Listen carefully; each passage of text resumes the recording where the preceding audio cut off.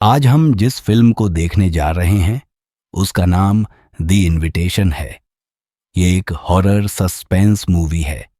इस फिल्म की short story को ही अब हम देखने जा रहे हैं। ठीक है, चलिए सीधा कहानी में चलते हैं। इस फिल्म के स्टार्टिंग सीन में एक युवती को न्यू कारफैक्स एबी नामक विशाल हवेली के एक कमरे में कैद किया जाता है। वह अपने कमरे से भाग निकलती है और खोज दल की याचनाओं के बावजूद सीढ़ियों से लटक कर आत्महत्या कर लेती है। न्यूयॉर्क शहर में संघर्षरत कलाकार एवलिन एवी जैक्सन अपनी सहेली ग्रेस के साथ कैटरिंग का काम करके गुजारा करती है।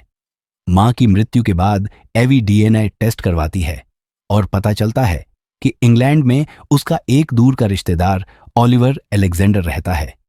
ओलिवर उसे बताता है कि उसकी परदादी एम्मालाइन ने एक अश्वेत नौकर के साथ प्रेम संबंध बनाया था और एक गुप्त बच्चे को जन्म दिया था। ओलिवर एवी को इंग्लैंड में होने वाली पारिवारिक शादी में आमंत्रित करता है। वह व्हिटबी की न्यू कारफैक्स एबी पहुंचती है, जहां उसकी मुलाकात हवेली के मालिक वॉल्टर डी विले, वफादार नौकरानी मिसेस स्विफ्ट और रहस्यमय बटलर मिस्टर फील्ड से होती है। एवी अन्य परिवार के सदस्यों और दो मेड्स ऑफ ऑनर, दोस्ताना लूसी और घमंडी विक्टोरिया से भी मिलती है। एवी और वॉल्टर के बीच आकर्षण पनपने लगता है। इसी बीच हवेली की कई नौकरानियां रहस्यमय तरीके से गायब होने लगती हैं। एक रात एवी अपने कमरे में एक प्रेत देखती है। अगले दिन वह चुपके से वॉल्टर के ऑफिस में घुसती है और पता लगाती है कि वह उसके बारे में पहले से ही जानकारी जुटा रहा था।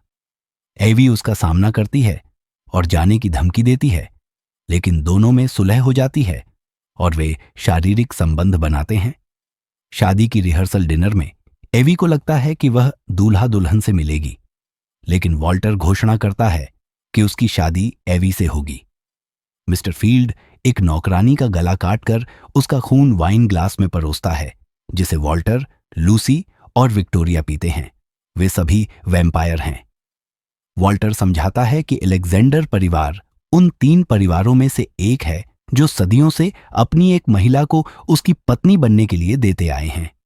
विक्टोरिया, लूसी और एम्मालाइन उसकी पत्नियां रह चुकी हैं, लेकिन एम्मालाइन ने खुद को फांसी दे ली थी क्योंकि वह इंसानों की हत्या और अपने प्रेमी व उनके बच्चे को खोने के अपराध बोध से भर गई थी।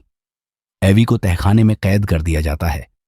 विक्टोरिया उससे मिलती है और स्वीकार करती है कि वही वह प्रेत थी जिसे एवी ने देखा था।